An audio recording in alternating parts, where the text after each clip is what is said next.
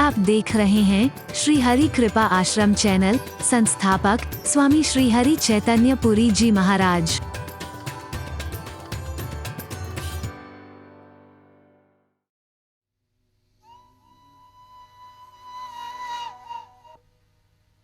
यन्माया वशवरते विश्वमखिल ब्रह्मादिदेव सुरा यत्सत्त्वादमृषैव भाति सकलम् रज्जौ यथा अहिर्भ्रमः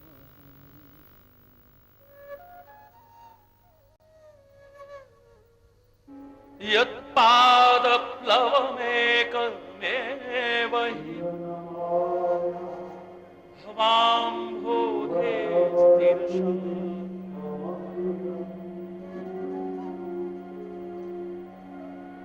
वृन्दे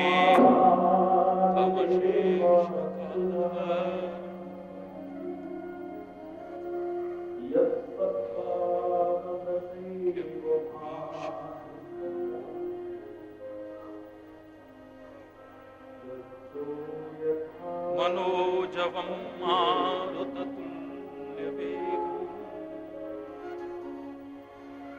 जितेन्द्रियं बुद्धिमतां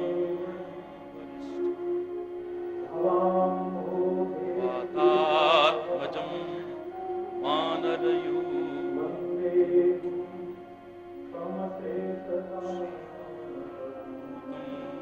शरणं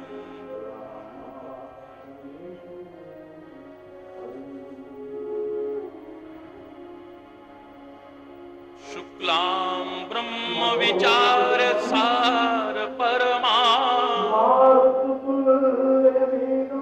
आद्यां जगद व्यापिनी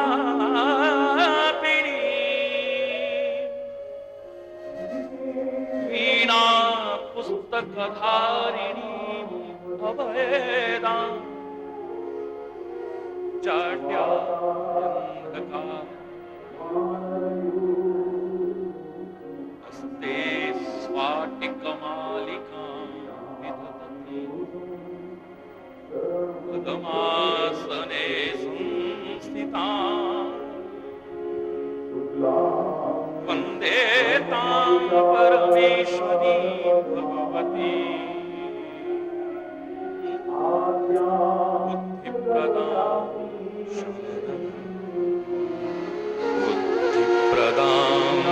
शारदां अखण्डमण्डलाकारं व्याप्तं येन चराचरम्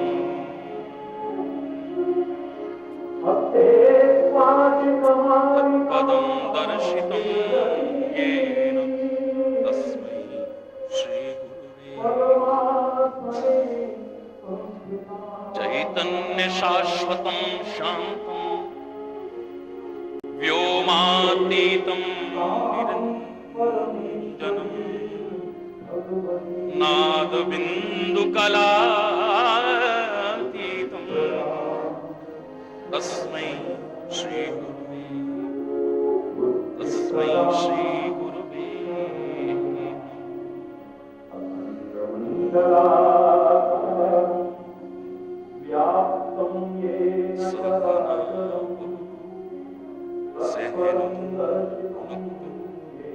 सह वीर्यं करवावहै तेजस्विनावधीतं विद्विषाव्योमातीतं शान्ति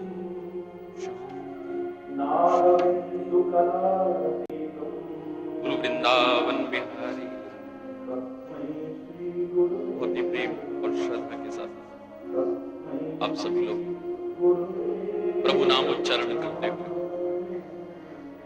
अपनी रचना को पवित्र करें। एक भजन के लिए आग्रह किया था बच्चों ने, समय बाद में नहीं रहता। प्रभु प्रभु नाम लेते हुए क्यों ना पहले उसी को सब मिलकर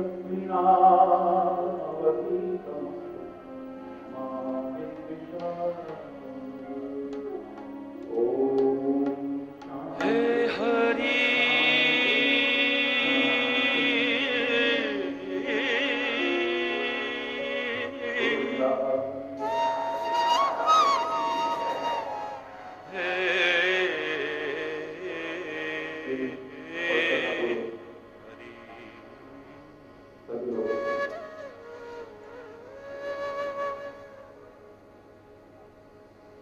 अज्ञानतावश कई बार हम कह उठते हैं कि हे परमात्मा आप हमें भूल गए, हे सदगुरुदेव आप हमें भूल गए। वो नहीं भूलते, उनकी कृपा निरंतर हमारे ऊपर बरस रही है। अनुभव करने की आवश्यकता है। माया के वशीभूत अज्ञानतावश हम ही उन्हें भूल जाते हैं।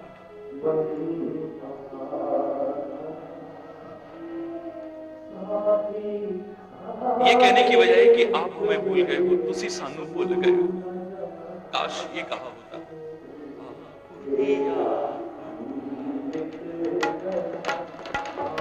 आप ही आप बुलाया हरि में, आप ही आप बुलाया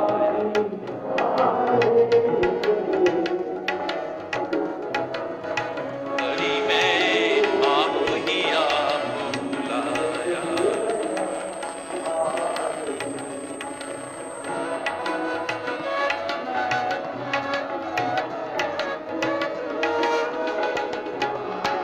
अपने कर्म नहीं कुछ देखे, अपने कर्म हरि, हरि हरि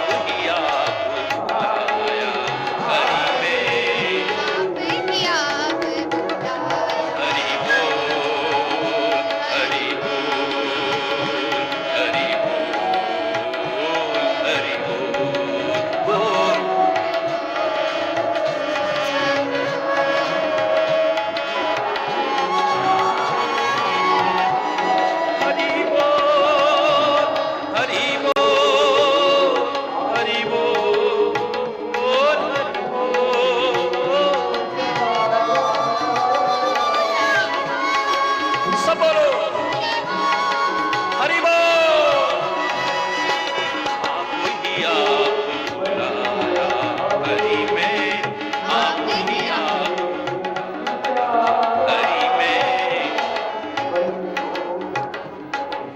बहुत सुंदर भाव है। मूरख मन की भी मनमानी, मूरख मन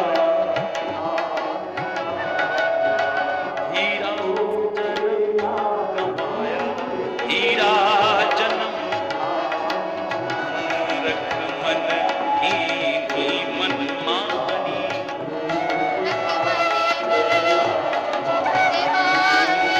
हीरा जन्म गवाया। तुम तो जन्म,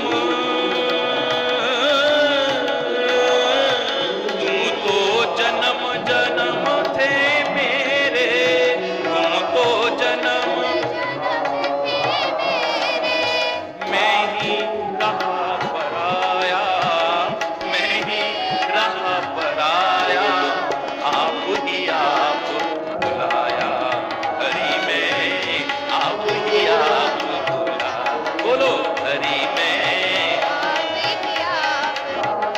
हरि बोल, हरि बोल, हरि बोल, हरि बोल, हरि हरि बोल,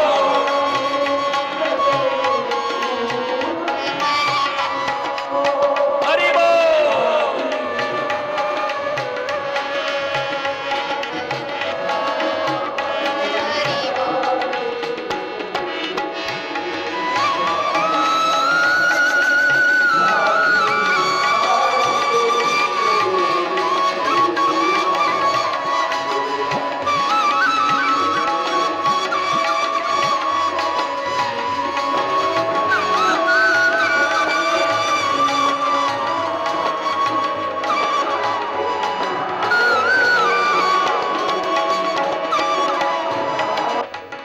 मेरे पाँव में बेड़ी बनकर, मेरे पाँव में पड़ गई ममता माया, पड़ गई ममता माया। मेरे पाँव में बेड़ी बनकर, मेरे पाँव में पड़ गई ममता माया, पड़ गई ममता। तुम तो दूर नहीं थे मुझसे, तुम तो दूर, हे हरि,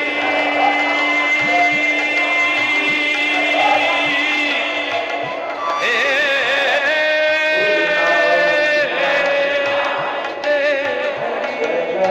तुम तो दूर नहीं थे मुझसे, तुम तो हरि बोल। मैं ही पहुंच न पाया। हो रहा है ना घर घर में, जहां एक और सारे भाग भाग के आ रहे हैं उत्साह के साथ। मैं ऐसा दुर्भाग्यशाली, सौभाग्यशाली हूं, सुन तो रहा हूं, और सौभाग्यशाली होता काश घर बैठा बैठा देखने की बजाय यही भाग के आ जाता। हो मैं ही पहुंच न पाया, मैं ही पहुंच न, हो आप ही आप बुलाया, हरि में हरि बोल, हरि बोल, हरि बोल, हरि बोल, हरि बोल, हरि बोल,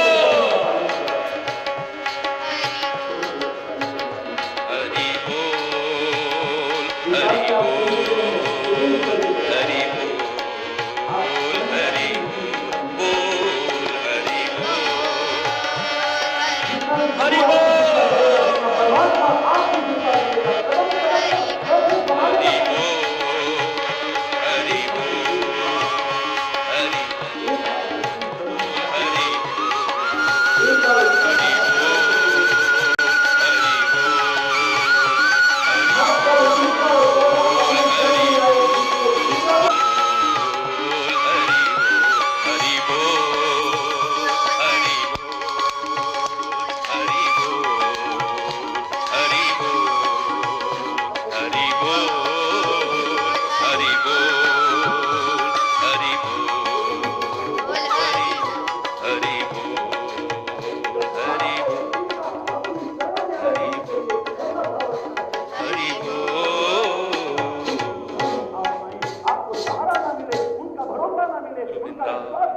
उनका फल न मिले।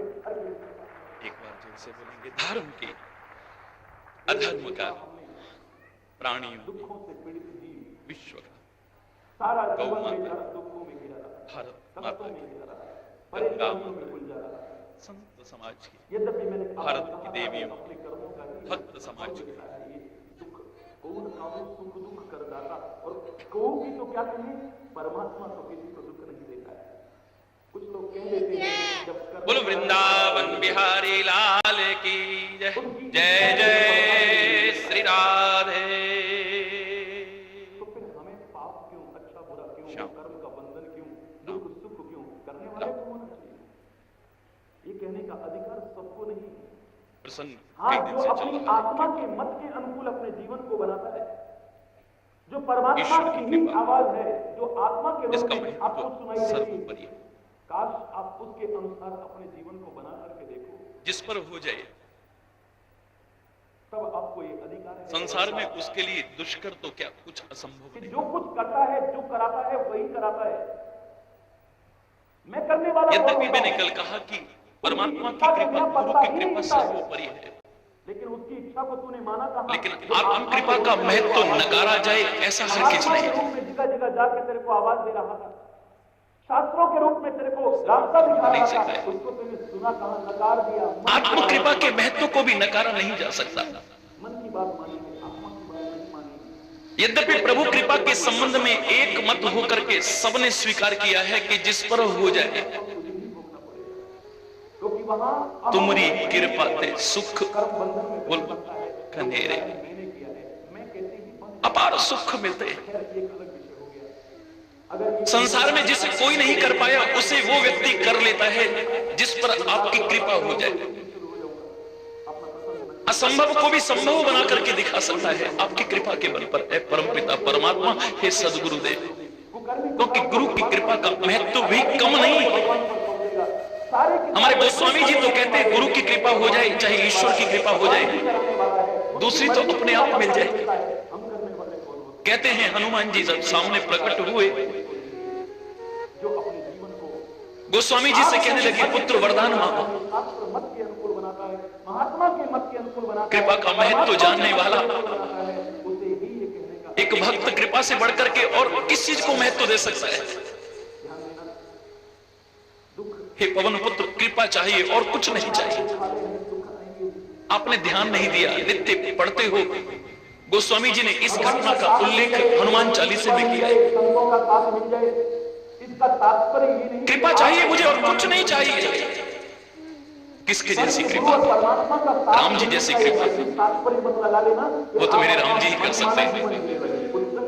मां जानकी जैसी कृपा वो तो वही कर सकती है। हे पवन पुत्र, मुझे राम जी जैसी जानकी। जीवन भर कष्ट, जीवन भर विपदाएं, आखिर क्यों?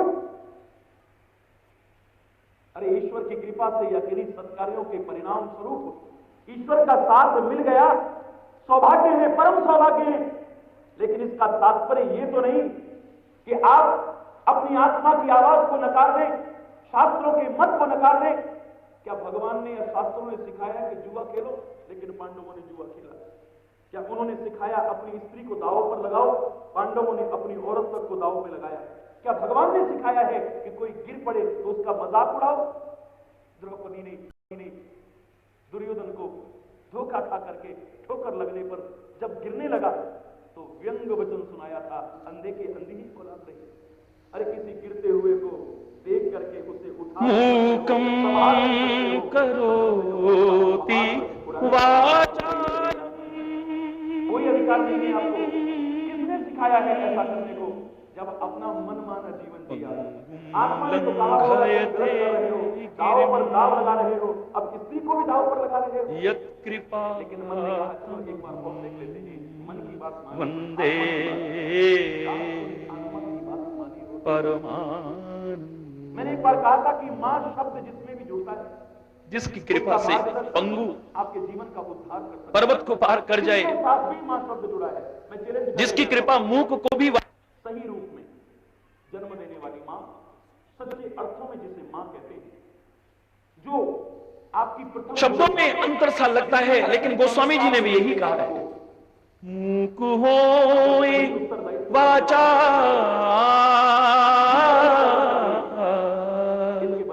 पंगु चढ़ही गिरिवर आप कहेंगे कि पहले तो मां बड़े अच्छे संस्कार देती थी, सत्य के संस्कार देती थी, जासु कृपा सुदया कोमल मन का बच्चा कई बार द्रवं सकल कलिमल। विस्तार से कई दिन से सुन रहे हो, विस्तार नहीं कर रहा, झूठ बोलना सिखाती है, मात्र दोहरा रहा हूं हल्का सा।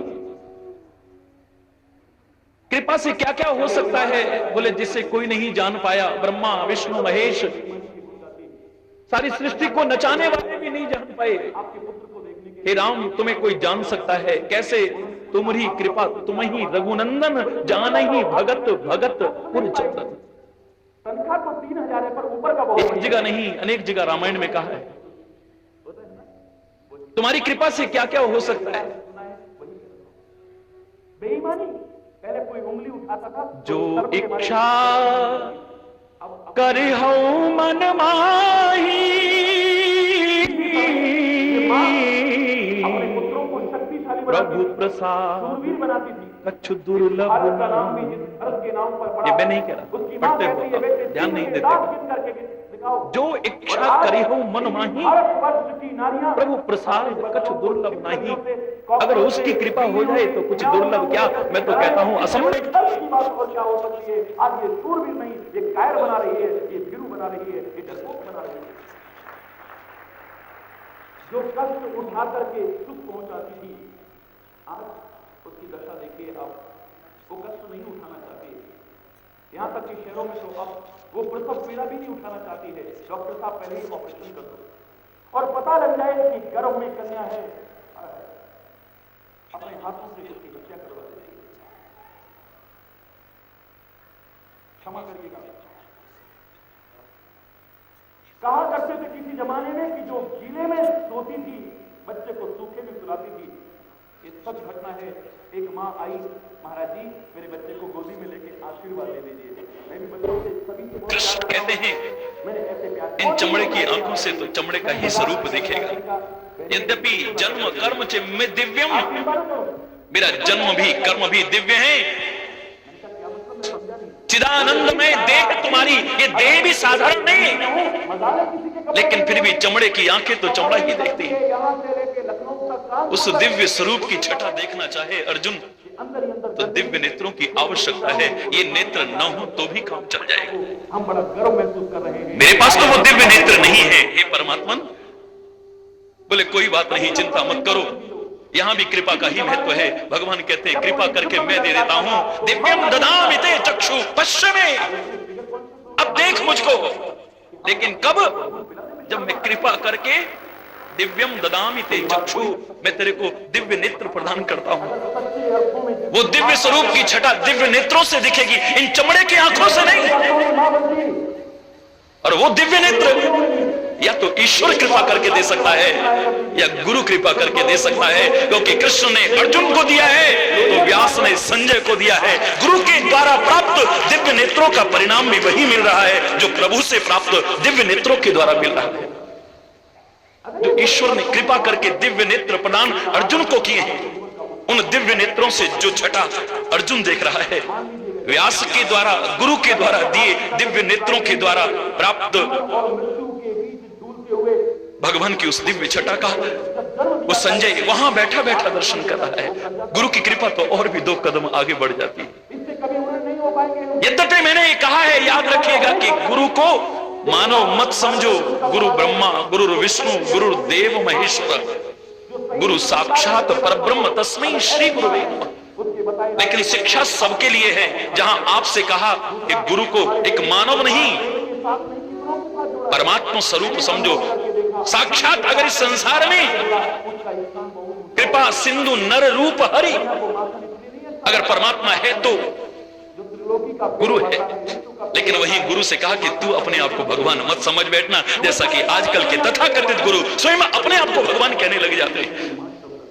तुम समझो गुरु को, लेकिन गुरु अपने आप को भगवान न समझे। आप अर्पण कर दो गुरु के चरणों में तन मन धन सब कुछ सर्वस्व अर्पण कर दो। लेकिन इसका तात्पर्य ये कदापि नहीं कि गुरु तुम्हारे सब कुछ को लेकर के चलता बने। क्या आवश्यकता है गुरु को? अरे दुनिया इतने अपार अकूत धन से जो नहीं खरीद पाई, आपने खरीद के दिखा दिया है आज तक। मूर्खतावश कोई पूछ रहा था, महाराज जी हमारी संस्था आपके प्रवचन कराना चाहती है, कितना धन? मैंने कहा चले जाओ, बहुत हैं धन से बिकने वाली जवानें।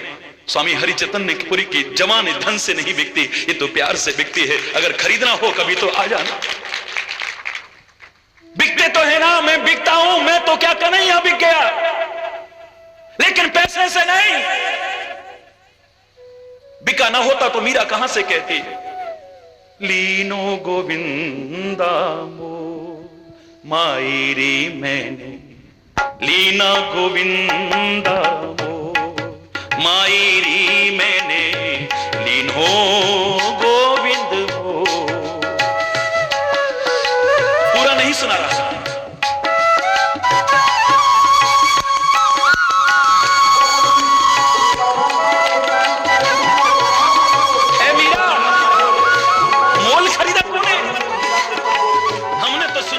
संत गुरु परमात्मा ये बिकते नहीं है।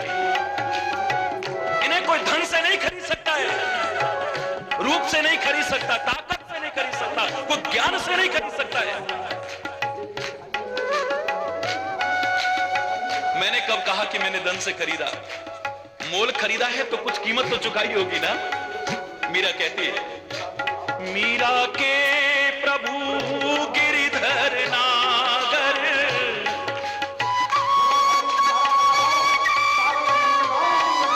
हे श्याम,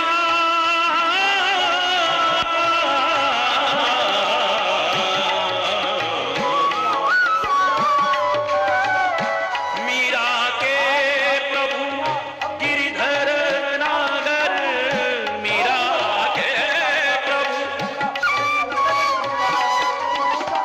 बिकते प्रेम के मोल मायरी मैंने, गोविंद लीनो मायरी मैंने। अरे भगवान बिक जाता है। अगर स्वामी हरिचैतन्यपुरी बिक गया तो कौन सी बात है, लेकिन ना पैसे से बिका है, ना बिक रहा है, ना जीवन में कभी बिकेगा। देश में विदेश में अगर आप खींच के ले जाते हो तो अपने प्यार के बल पर, आपके प्यार की ही सामर्थ्य है जो आज यहां भी आप मुझे खींच लाए हो। ये धन्य है आपका प्यार।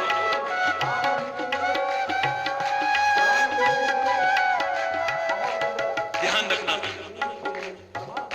प्रभु को कौन जान सका? कौन? कोई नहीं। जो सारी सृष्टि को नचा रहे हैं वो नहीं जान पाए, लेकिन कृपा हो जाए तो, जिस पर कृपा का हाथ आ जाए तो। केवट ने प्रणाम किया, राम ने सिर पे हाथ रखा, कहता है कहीं तुम्हारा मर्म में जाना। वाह, दुनिया में कोई मर्म नहीं जान पाया उसका, आज तक नहीं जान पाया। अपनी अपनी सामर्थ्य के अनुसार उड़ान भरते हैं हम लोग। उड़ता मच्छर भी है, मक्खी भी है, पक्षी भी है, गरुड़ भी उड़ता है। नभ उड़ाई नहीं पावहीं अंता। आकाश में उड़ते हैं लेकिन अंत नहीं पा सके। अंतरिक्ष तक भी पहुंच गए पर आगे भी आकाश दिखाई दे रहा है। जैसे आकाश का कोई अंत नहीं पा सका, ऐसे उसका भी कोई अंत नहीं पा सका है। तुम्हारी कृपा तुम ही रघुनंदन,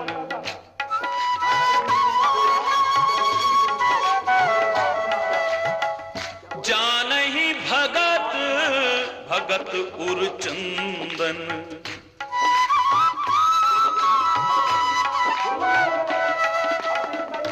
जो इच्छा करी हो मन माही,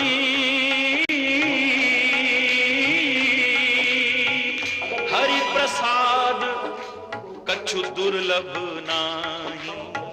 हरि प्रसाद कछु कुछ भी दुर्लभ नहीं। मांगने वाला कमी कर सकता है लेकिन देने वाले के पास कोई कमी नहीं। बड़ा भंडार है यहाँ। तुम्हारी मांगे छोटी हो सकती है। सड़क पे भीख मांगने वाले को कभी राजा मिला, उसके सामने भी कटोरा किया, उसने कहा मांगो क्या मांगते हो। भिखारी की हिम्मत नहीं पड़ती कि हीरे जवाहरात दे दो, जमीन जायदाद दे दो, खजाना दे दो ना। बाबा 5 रुपए दे दो, 10 रुपए दे दो। कितना मांगेगा? 100 रुपए मांग लेगा, 200 मांगेगा, इसका नाम रखा भी क्या है? दुख आ गए। अपनी सामर्थ्य के अनुसार। दुख का घर, अब दुख के घर में दुख नहीं होगा तो बोलो क्या होगा? यहाँ को कमी नहीं है। प्रभु के सामने संत का दर, गुरु का दर, परमात्मा का दर, ये दाता का दर है, कोई भिखारी का दर नहीं है। आजकल के संत गुरु, तथा कथित संत गुरु निज स्वार्थों के कारण भिखारी बन गए हैं, वरना तो बहुत ऊंचा स्थान है। संत का, गुरु का अपार महिमा है, उसके चरणों में झुकते हैं। भगवान भी जिसकी महिमा का गुणगान करते हैं, वो संत और गुरु साधारण तो नहीं हो सकते। आज हमने क्या बना दिया है अपने आप को? संत का तात्पर्य ये नहीं कि जिसने घर छोड़ दिया हो, संत का तात्पर्य ये नहीं कि जिसने सफेद या नीले या भगवे वस्त्र पहन लिए हो। संत का तात्पर्य सिर में जटा बढ़ाने से या सिर मुंडवाने से नहीं, वह ये आडंबर से नहीं, ज्ञान तक पे नहीं। बड़े बड़े विद्वान कथावाचक पंडित हैं। संत वो है जिसमें संतता है, जिसमें क्षमा है, जिसके अंदर करुणा है, जिसके अंदर कोमलता है, जिसमें परोपकार है, जिसमें सहजता है, जिसमें सरलता है, सुहृदता है, सर्वहितकारी चिंतन है, जिसका कष्ट पाकर के भी दूसरे को सुख पहुंचाने का जो भाव रखता है, उसे संत कहते हैं। और मैं कहा करता हूं लोगों से, सत्संग में आने का मजा तब है, संत के साथ जुड़ने का मजा तब है, जब आप भी सारे के सारे संत बन जाओ। जीवन का नक्शा बदल जाएगा। डरना मत। संत बनने से मेरा तात्पर्य ये नहीं कि आप घर बार छोड़ देना, जटा बढ़ाना या सिर मुंडवाना, सफेद नीले या भगवे वस्त्र पहन लेना, ऐसा नहीं है, हरगिज नहीं। अपार सुख मिलेगा तुम्हें। संतता को अपने अंदर लाओ। यही तो अंतर है। पारस और संत में क्या अंतर है? पारस में और संत में बड़ो अंतरो जान, वह लोहा कंचन करे, ये करे आप समान। मजा तब है। पारस लोहे को सोना बना सकता है, अपने बराबर शक्ति नहीं दे सकता, उसे अपने जैसा नहीं बना सकता है, पारस नहीं बना सकता है। लेकिन संत तो अगर सच्चे हृदय से कोई जुड़ जाए तो वो सच्चे हृदय से वो भी संत बन जाता है। उसमें और उसमें कोई भेद नहीं रहता है। संत के साथ जुड़ गया जो वो संत हो गया, सच्चे अर्थों में जुड़ गया। जिसने सच्चे अर्थों में संग किया है, सेवन किया है उनकी वाणी का, उनके उपदेशों का। खाली इतना नहीं है यहां पर आ गए या बैठ गए, ना, बुरा मत मानिएगा। संत की सबसे बड़ी सेवा ये नहीं कि आपने उसको माला पहना दी, तिलक लगा दिया, आरती उतार दी, चरण पखार लिए, धन चढ़ा दिया। अरे इन सब की आवश्यकता नहीं है। औरों की तो नहीं कहता, कम से कम मुझे तो आवश्यकता ना थी, ना है, ना आगे होगी। आपका प्यार जरूर चाहिए, आपका अच्छा आचरण चाहिए, बाकी किसी चीज की आपसे कोई आवश्यकता नहीं। सत्कार करना संतों का ठीक है, बड़ी अच्छी बात, लेकिन संत की, गुरु की, महापुरुष की सबसे सच्ची, सबसे बड़ी सेवा है उनके कहे अनुसार अपने जीवन को बनाने में। मैं कहा करता हूं, जिसे एक मात्रा के अंतर में सारे लाभ से वंचित रह जाते हैं हम लोग। कई बार हम माता पिता को मानते हैं, माता पिता की नहीं मानते हैं। कितना अंतर है? बहुत ज्यादा अंतर नहीं, लेकिन सारे लाभ से वंचित रह जाते हैं। संतों महापुरुषों को मानते हैं, संतों महापुरुषों की नहीं मानते हैं। हम गुरुओं को मानते हैं पर गुरुओं की नहीं मानते हैं। हम रामायण, गीता, कुरान, बाइबल, गुरु ग्रंथ, वेद, शास्त्र इत्यादि को मानते हैं। काश इनकी भी मान ली होती, हमारे जीवन का नक्शा बदल गया होता, वो मिलता शायद जिसकी हमने कभी कल्पना भी न की होती।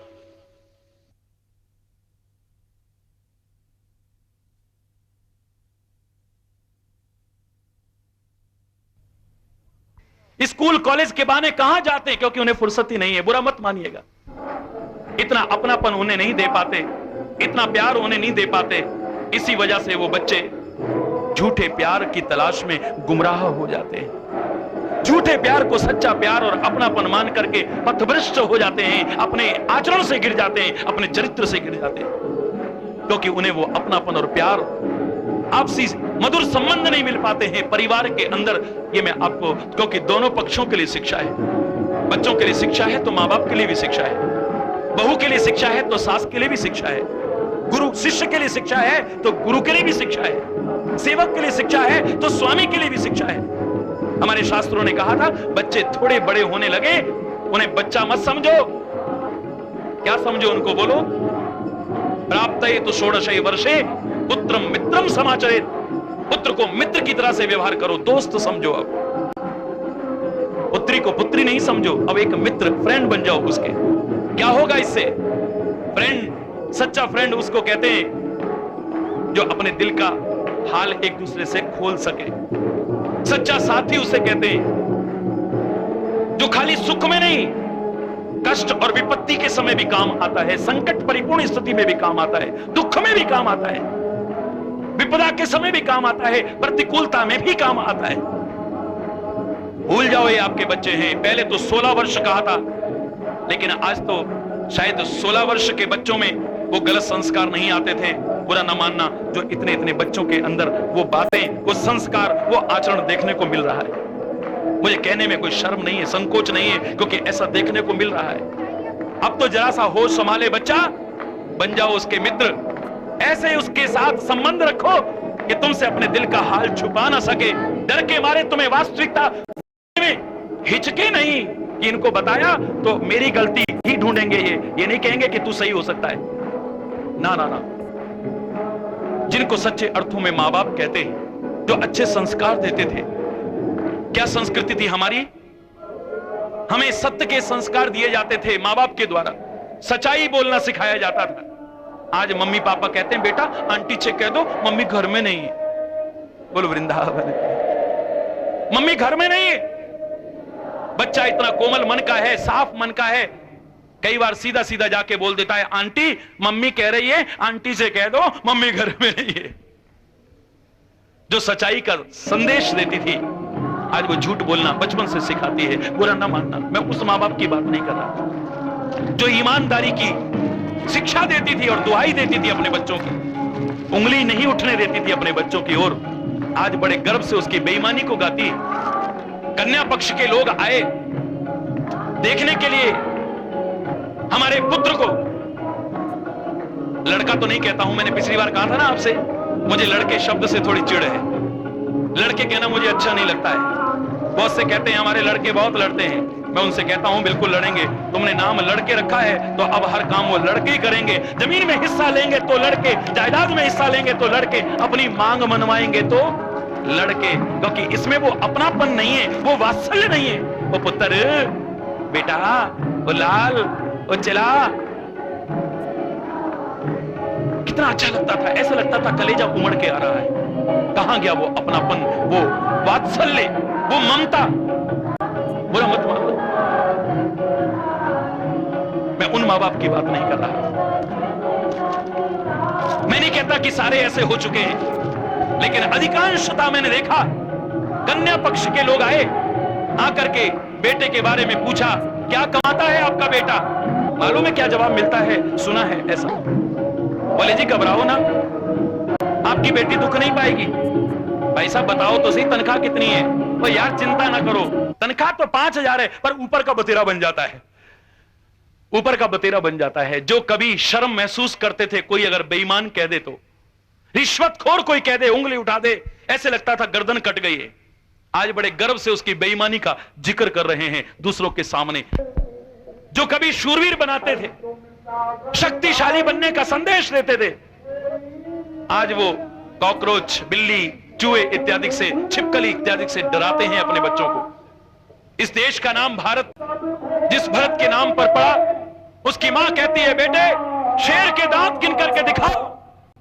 और मेरे देश के संतों ने तो मेरे बच्चे बच्चे को कहा ये चिड़िया और म्याऊं म्याऊं करने वाले नहीं है। तभी तो मैंने एक दिन कहा था, एक अध्यापक हमको स्कूल में सिखा रहे थे, ये देश कभी सोने की चिड़िया थी।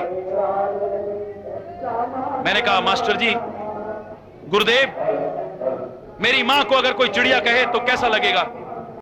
आपसे तो नहीं कह सकता, आपका सम्मान करता हूं, लेकिन किसी की मां से कोई कहेगा चिड़िया तो उसे कैसा लगेगा? बोलो बोलो ना। और चिड़िया तो क्या, निर्जीव चिड़िया, सोने की चिड़िया।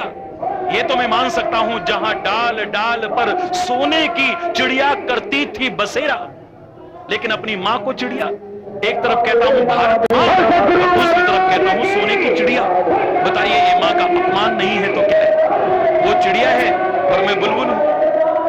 तभी तो लोगों ने हमको या तो पिंजरे में कैद किया है, गुलामी की जंजीरों में जकड़ा है, या हमको अपने इशारों पर नचाया है। भूतकाल अपना उठा करके देखिए, अपना इतिहास उठा करके देखिए, क्योंकि खुद हमने अपने आप को और अपनी मां को कलंकित किया है। मैं तो कहा करता हूं, कभी विचार करो, हमें शर्म आनी चाहिए। मैंने तो विद्यालयों में अध्यापकों को जिगा जिगा सिखाया, अपने बच्चों को कभी ये मत कहना कि एक और भारत मां की जय बुलवाते हो, मां कहते हो भारत को, और दूसरी तरफ सोने की चिड़िया कहते हो। उपमा भी देनी है तो ढंग की दो, वैसे तो उपमा दी नहीं जा सकती मां की। ध्यान देना, ऐसे ऐसे संत हुए यहां पर जिन्होंने कहा कि धर्म की रक्षा के लिए, संस्कृति की रक्षा के लिए, इस देश की रक्षा के लिए, इस देश का एक नन्हा सा बालक भी एक चिड़िया या बुलबुल नहीं, उसके नाम के साथ सिंह लगा दिया उसने। वो कहता है ये सारे सिंह हैं, ये गीदड़ नहीं है। इनको देख करके दुश्मन के छक्के छूट जाए, उसको पता लग जाए इस देश के नागरिकों में देश के लिए कितना एक साहस है, इसकी रक्षा के लिए कितना आत्मबल है, और ये इतनी रक्षा करने में समर्थ है, उसे पता लग जाए। क्षमाशील भी बहुत है, सहनशील भी बहुत है, लेकिन देश पर, इसकी संस्कृति पर, अपनी मां की ओर अगर कोई आंख उठाए तो इस देश के नागरिक उसकी आंख निकालने लायक भी बन सके, ऐसी शिक्षा भी मेरे संतों तक ने दी है। ध्यान देना, यह कोई राजनीतिक भाषण नहीं है, यह कोई राजनीतिक मंच नहीं है, लेकिन देश के बारे में चर्चा करना तो शायद कोई बुरी बात नहीं है, क्योंकि उसको भी मां कहा है। मां है ये, फिर जन्म देने वाली मां, उसका स्थान भी बहुत ऊंचा है। उसका कर्जा तो आप कभी चुका नहीं सकते। उसकी सेवा हमेशा करना, उसका आदर, उसका सम्मान हमेशा करना। लेकिन अगर आप कहते हैं कि उसका मार्गदर्शन महाराज जी अच्छा नहीं है, जो कभी वेद शास्त्र, गुरु ग्रंथ, महापुरुषों की वाणियां सिखाती थी, अपने धर्म और संस्कृति का ज्ञान देती थी, आज वो गोदी के बच्चे को भी अश्लील और फूहड़ गाने सिखाती है। अगर वो अच्छा मार्गदर्शन नहीं देती है तो घबराने की जरूरत नहीं है। मैंने तो कहा कि जिसको मां कहते हैं सच्चे अर्थों में मां, उसके बताए रास्ते पर चलोगे, आपके जीवन का उद्धार हो जाएगा। अगर वो अच्छा रास्ता नहीं सिखा पा रही तो एक मां आपको ऐसी बता देता हूं, उसको ढूंढने बाहर नहीं जाना, वो आपके अंदर है, उसे कहते हैं आत्मा। आत्मा के बताए रास्ते पर चलो, आपके जीवन का उद्धार हो जाएगा। मन के बताए रास्ते पर नहीं मेरे बच्चों, मेरे भाइयों, मेरी बहनों, मेरे बुजुर्गों। ये मन हमेशा अच्छा मार्गदर्शन दे कोई गारंटी नहीं है। ये भटका भी सकता है, अच्छे रास्ते पर भी चला सकता है, बुरे रास्ते पर भी चला सकता है। जीता हुआ मन हमारा परम मित्र है, वहीं जो अनियंत्रित मन है वो हमारा परम दुश्मन भी है। ये हमारा उत्थान भी करा सकता है, हमारे जीवन का पतन भी करा सकता है। मैं मन की बात नहीं कर रहा, मन साधक भी है, बाधक भी है, लेकिन आत्मा का रास्ता, आत्मा का बताया रास्ता आपके जीवन का उत्थान ही करेगा, कभी आपके जीवन का पतन नहीं करेगा, आपको कभी गलत रास्ता नहीं दिखाएगा। आप कहेंगे कि मन और आत्मा की आवाज में डिफरेंशिएट करना हमको नहीं आता है, हमें अंतर करना नहीं आता है। महाराज जी, मन और आत्मा की आवाज में क्या अंतर है? दो आवाजें आती हैं अंदर से, कभी कोई गलत कर्म करने के लिए मन करता है, ये कर लो बड़ा मजा आएगा, लेकिन एक आवाज कहती है हाय किसी ने देख लिया तो। एक डराती है, एक प्रेरित करती है, एक गलत की ओर चलाती है, एक गलत से डराती है।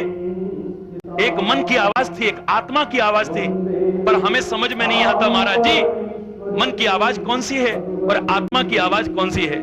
अगर आप इसे न समझ पाओ तो घबराओ मत, मैं बताया करता हूं उससे भी बड़ी एक मां, उसको कहते हैं महात्मा। किसी महात्मा के चरणों में चले जाओ, आपके जीवन का नक्शा बदल जाएगा। किसी महात्मा की शरण में आ जाओ, किसी संत की शरण में आ जाओ, किसी गुरु की शरण में आ जाओ, जिसे सच्चे अर्थों में संत कहते हैं, जिसे सच्चे अर्थों में महात्मा, महान आत्मा कहते हैं,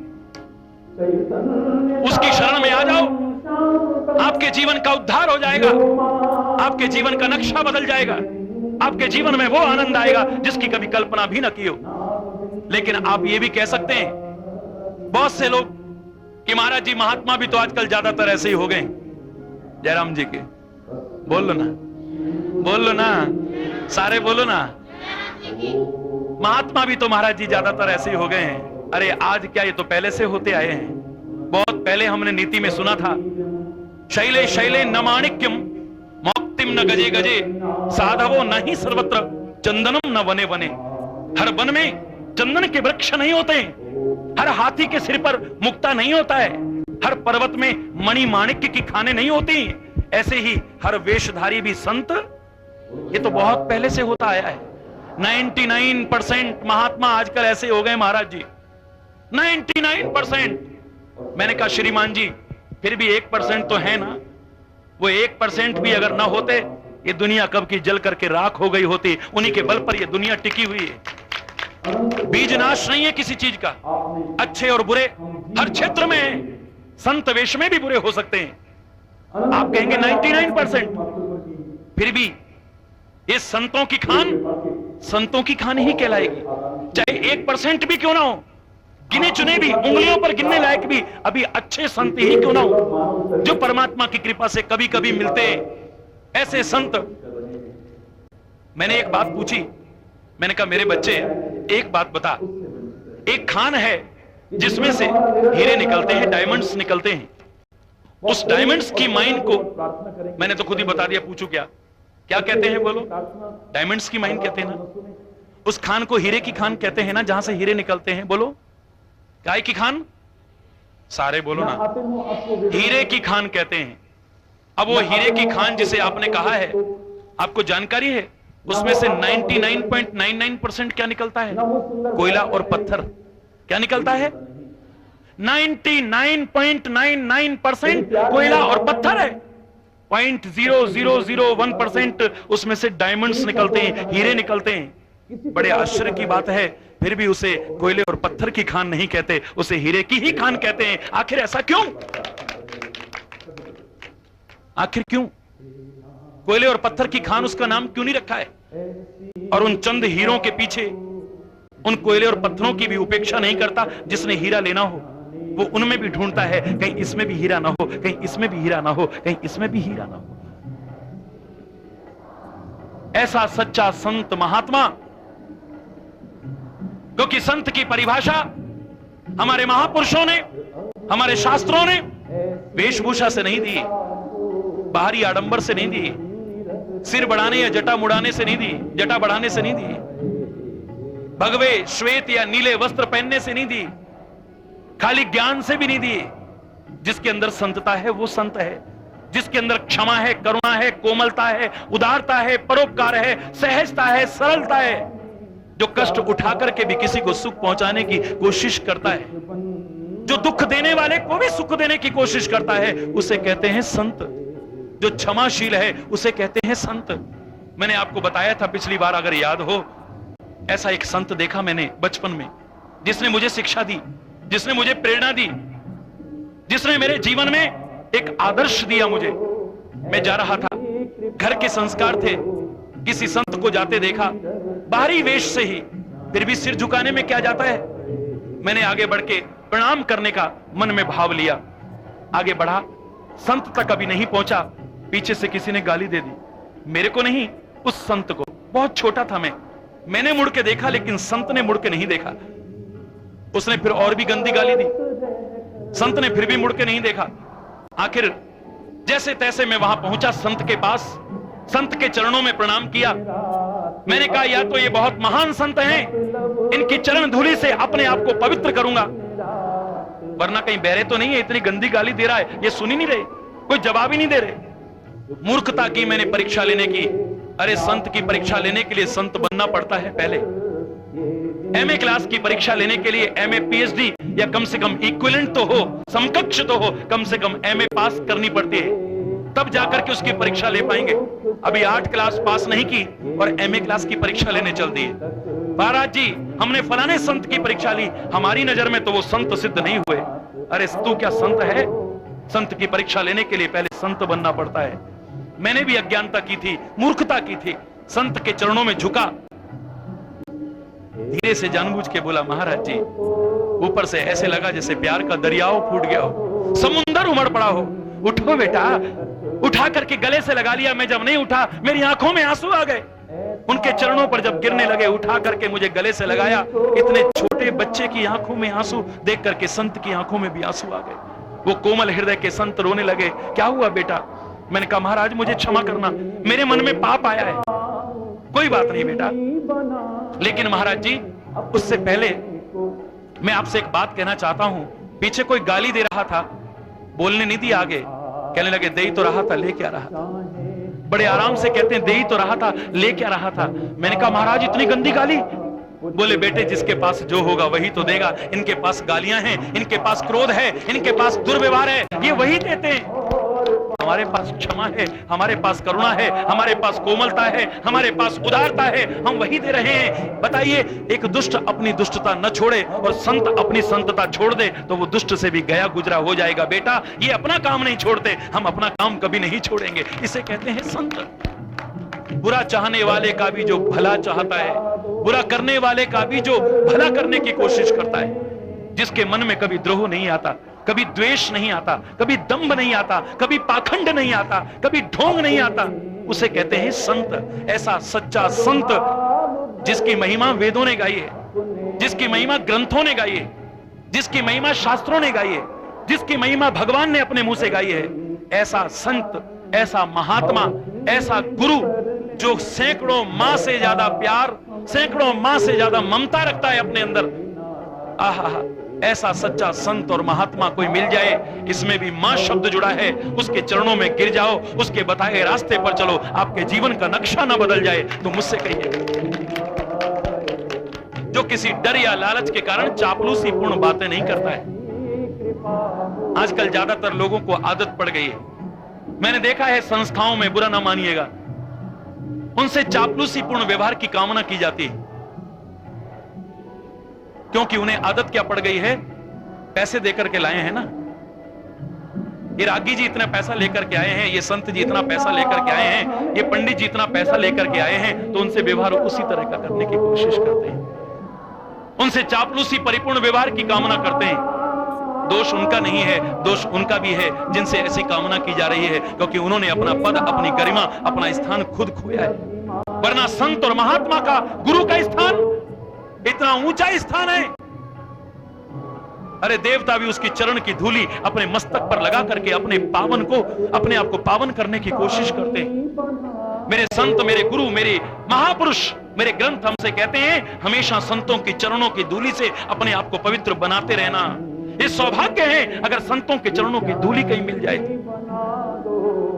गुरुद्वारे में गया तो बड़े प्यारे शब्दों में सुनने को मिला, श्वास श्वास सिमरो गोविंद, मन अंतर की उतरे चिंत,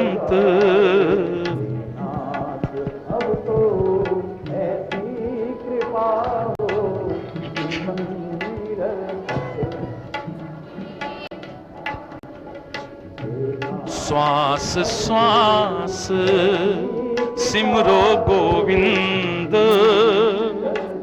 मन अंतर की उतरे चिंत, श्वास श्वास सिमरो गोविंद।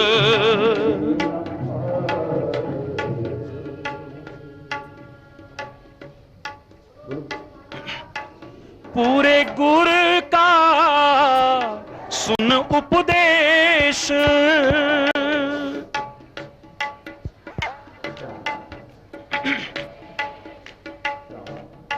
पार ब्रह्म निकट कर पेख,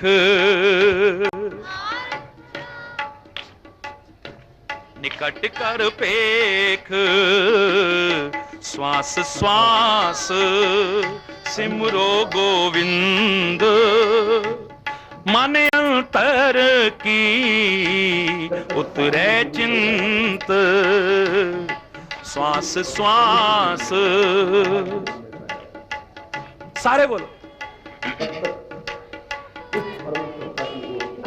निकल जाए तब भी दुर्गंध माफी चाहूंगा, मैं सारा शब्द नहीं सुना रहा, मैं जो बात कहना चाह रहा था। त्याग तरंग आस अनेक, चाहे बुरे हो हमें अपने कर्मों का फल अवश्य देना पड़ता है। आस अनेक त्याग तरंग, जिनका हमें एहसास ही नहीं उनसे बच सकते हो अगर बैलेंस की हो संत जना की तोड़ मन मांग। जय हो। गलतियां या अवगुणों क्या महापुरुषों की वाणी है। संत जना की तोड़ मन मंग, संत जना की। मजबूर बुरा मत मानना, मैं किसी का अपमान नहीं करता, तिरस्कार नहीं करता। छोटे छोटे पद पाकर के ऐसे अभिमान में नहीं करता, तिरस्कार नहीं करता। छोटे छोटे पद पाकर के ऐसे अभिमान में अकड़ जाते हैं, भूल जाते हैं हम अपने बड़ों का सम्मान करना, अपने संतों महापुरुषों का, अपने भगवान का भी सम्मान करना। जिस संत के चरणों में तो चक्रवर्ती सम्राट भी झुकता है, जिस संत महापुरुष और गुरु के चरणों में भगवान भी अगर अवतार लेकर के आता है तो चरणों में प्रणाम करता है। बड़ी ऊंची गरिमा है संत की। खुद संतों ने अपनी गरिमा को गिराया है, मानता हूं। खुद गुरुओं ने अपनी गरिमा को गिराया है, मैं मानता हूं। लेकिन फिर भी जो सच्चे अर्थों में संत और गुरु कहलाने लायक हैं, अभी उनका अकाल नहीं पड़ा है। अभी कुछ हैं जिनके बल पर यह दुनिया टिकी हुई है। उनका सम्मान करो, उनके चरणों की धूली लेकर के अपने आप को पवित्र करो, तुम्हारे जीवन का नक्शा बदल जाएगा, जिसकी शायद कभी कल्पना भी न की हो। मेरे देश में जिसको भी मां कहा है ना, पृथ्वी को मां, देश को मां, जन्म देने वाली को मां, अपनी आत्मा जो अच्छा रास्ता दिखाती है उसमें भी मां, जिसका सबसे ऊंचा स्थान है उस महात्मा में भी, उस गुरु में भी मां। वेश में कैसे कैसे ढोंगी, पाखंडी, आडंबरी भी तो घूम रहे हैं ना, जो गुमराह कर रहे हैं दुनिया को, सनातन संस्कृति से दूर कर रहे हैं जो दुनिया को। ठीक है धर्म के प्रचार के नाम पर खाली अपना प्रचार कर रहे हैं। जो सबने पूछा डॉक्टर साहब ये ठीक तो हो जाएगा ना? ना ना ना, बोले हाँ ठीक हो जाएगा। ऐसे लोग हो जाएंगे, शायद महापुरुषों को पता था। 2-3 दिन अपने इसलिए पहले से मैं सबके अंदर देखा, अच्छाई जहां से मिलती है मैं ले लेता हूं। भरोसे और गुरु गोविंद सिंह जी ने इसलिए शायद मानव शरीरधारी गुरु पर रोक ही लगा दी थी। उनको पता था ऐसा समय आ रहा है। मेरे सिख भाइयों को यहां बैठे हैं, बिल्कुल ठीक हो जाएगा। वैसे ये संत घटना है, कोई कहानी खाली हिंदू, सिख, मुसलमान, ईसाई के नहीं होते, वो सबके होते हैं। कल मैंने आपको बताया, 1 दिन 2 दिन ये किसी एक की बपौती नहीं है। संत महापुरुष पृथ्वी, वायु, सूर्य, चंद्र, अग्नि, नदियां, ये सबकी हैं, ये किसी एक की नहीं है। सबने चंदा करके बहुत सहयोग ऐसे लोगों का बहुत बढ़ावा हो जाएगा, शायद इसलिए कहा था आज के बाद में गुरु ग्रंथ जी मानियो प्रगट गुरा की। महाराज जी किसी के माथे पर नहीं लिखा है कौन अच्छा है कौन बुरा है। ऐसा ऐसा ढोंग दिखने में ऐसे लगते हैं कि पता नहीं क्या होंगे। तो मरीज हाय हाय हाय। तुम्हारे भगवान के पास पहुंच जाता। लेकिन महाराज जी भगवान ने ठीक बस करना ना ही हो। सुनो तो ज्यादा अच्छा है। हॉस्पिटल से जानता हूं, मैं भी जानता हूं। आज वो डॉक्टर अगर किसी ढोंगी ने, भैया अगर किसी पाखंडी ने, किसी आडंबर वाले ने आपकी श्रद्धा को आहत किया है, हाथ उठा लिए, मुझसे रहा नहीं गया। अच्छे महात्माओं से भी अगर आपकी श्रद्धा हट गई है मैंने कहा डॉक्टर तो घबराओ मत। Why are you raising your hand? मैं उससे भी बड़ी एक मां बता देता हूं, उसका नाम है परमात्मा। वो सृष्टि के कण कण में, अभी भी उसमें भी मां शब्द आता है। समझदार हैं वो लोग जिन्होंने परमात्मा सबने स्वीकार किया है, परम आत्मा। कण में है, सर्वव्यापक है। ऐसी जगह कौन कल सी मेरे एक जगह बच्चे ने पर यहाँ कागज लिख के भेजा था, सामने बैठा है मेरे। आत्मा और परमात्मा में क्या अंतर है? लेकिन कुछ लोगों ने आत्मा परमात्मा का ही अंश है, और जो जिसका अंश होता है वही होता है। कि वो आकाश में बैठा है खाली, कोई अंतर नहीं, लेकिन फिर भी अंतर है। बुरा मत मानना, दोनों बातें। वेद समाप्त हो जाते हैं। मिट्टी का अंश मिट्टी ही होगा, सोने का अंश सोना ही होगा, लोहे का अंश लोहा ही होगा, लकड़ी का अंश लकड़ी ही होगा। परमात्मा का अंश जहां तहां मंदिर बोलो ना, मूर्तियों को लगा देंगे, परमात्मा ही होगा। भगवान पड़ा है। तभी तो कहा किसी का दिल मत दुखाओ वरना परमात्मा का दिल दुख जाएगा। मैंने उनसे पूछा, किसी को ठेस मत पहुंचाओ वरना परमात्मा का। इनका भी सम्मान कर। मस्जिद की मीनार दिख जाए, चर्च का शिखर दिख जाए जिसके प्रति आपका भाव है, अनजान जगह से गुजरते हुए भी आपका सिर झुक जाता है। क्यों? आपने तो नहीं देखा अंदर मंदिर कैसा है।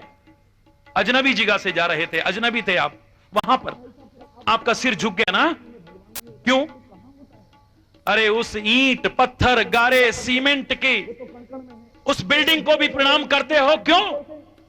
क्योंकि इसमें मेरे परमात्मा का विग्रह मौजूद है, इसमें मेरे पावन गुरु ग्रंथ साहब मौजूद हैं, इसमें जीसस क्राइस्ट या मदर मैरी की मूर्ति मौजूद है। ये इबादत गाह है, इसलिए उस बिल्डिंग को भी प्रणाम करते हो क्योंकि उसके अंदर मेरा परमात्मा बैठा है। ये जीती जागती बिल्डिंगें प्रणाम की और सेवा की अधिकारी क्यों नहीं हो सकती? क्योंकि इनके अंदर भी तो वही बैठा हुआ है, कोई दूसरा नहीं बैठा हुआ है। उसमें तो अंतर हो सकता है। वो तो पैसे से आप बहुत सुंदर बना सकते हो मंदिर, बुरा मत मानिएगा। पैसे से बड़ा सुंदर मंदिर बना सकते हो, पैसे से आप बड़ी सुंदर सुंदर मूर्तियां ला सकते हो, लेकिन पैसे से भगवान को नहीं ला सकते। इतना याद रखिएगा, जिस दिन पैसे से भगवान आ गया उस दिन भगवान की गरिमा कम हो जाएगी। पैसे से आप बड़े बड़े कथावाचक को ला सकते हो, बड़े बड़े विद्वान को ला सकते हो, बड़े बड़े गायक को ला सकते हो, लेकिन पैसे से संत को नहीं ला सकते। इतना याद रखना, संत तो आपके प्यार से खींचा हुआ है और यहाँ पर भी मिल रहा है, ये आपके प्यार और आपकी भावना का परिणाम है। याद रखना इस बात को। छोटे पद पा करके, लेकिन संत जिसका